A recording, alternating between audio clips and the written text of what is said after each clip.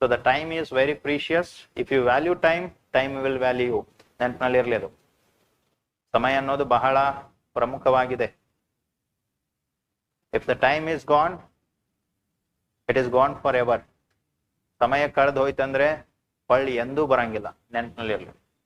ಇವತ್ತಿನ ದಿನ, ಈ ಡೇಟು, ಈ ಟೈಮ್ ಏನೈತಿಲ್ಲ, ಇನ್ನು ಮುಂದೆ ಎಂದೂ ನಿಮ್ಮ ಜನ್ಮದಲ್ಲಿ ಬರೋದಿಲ್ಲ. It is once in life time. ನಿಮ್ಮ ಜೀವನದಲ್ಲಿ ಇದು ಬರೋದು ಇದು ಒಂದೇ ಬಾರಿ. ಒಂದು ಬ್ಯಾಂಕ್ ಇದೆ. ಆ ಬ್ಯಾಂಕ್ ನಿಮಗೆ ಡೈಲಿ 86,000 ರೂಪೀಸ್ ಅನ್ನ ಕ್ರೆಡಿಟ್ ಮಾಡ್ತದ ಅಂತ ಹೇಳಿ, ಅದನ್ನ ಬಳಸ್ಕೊಂಡ್ರಿ, ಸ್ಪೆಂಡ್ ಮಾಡಿದ್ರಂದ್ರೆ ಆ ಹಣ ನಿಂಬುದು. ಬಳಸ್ಕೊಳ್ಳಿಲ್ಲ ಅಂದ್ರೆ ನೈಟ್ ಆಯ್ತಂದ್ರೆ ಆ ಹಣವನ್ನ ನಾವು ತಕೊಂಡ್ಬಿಡ್ತೀವಿ. ಬಿಡ್ತೀರೇನ್ರಿ ಎಂತ ಆಫರ್? ಎಂತ ಐತಿದ ಆಫರ್? ಬ್ಯಾಡಾದ ಕಡೆ ಎಲ್ಲ ಹೋಗಿ ಬರ್ತೀರಿ, ಶಾಪಿಂಗ್ ಏನ್ ಬೇಕಲ್ಲ ಬ್ಯಾಡಾದ ಎಲ್ಲ ತಗೊಂಡ್ಬರ್ತೀರ ಇಲ್ಲ. 86,000 ರೂಪೀಸ್ ಐತಿ, ಆಫರ್ ಅದ ಇದು.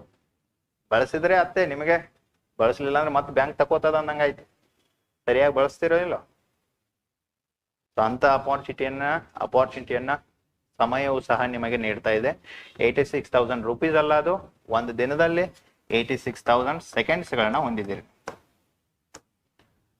86,000 ಸೆಕೆಂಡ್ಗಳಿದಾವೆ ಒಂದು ದಿನದಲ್ಲಿ.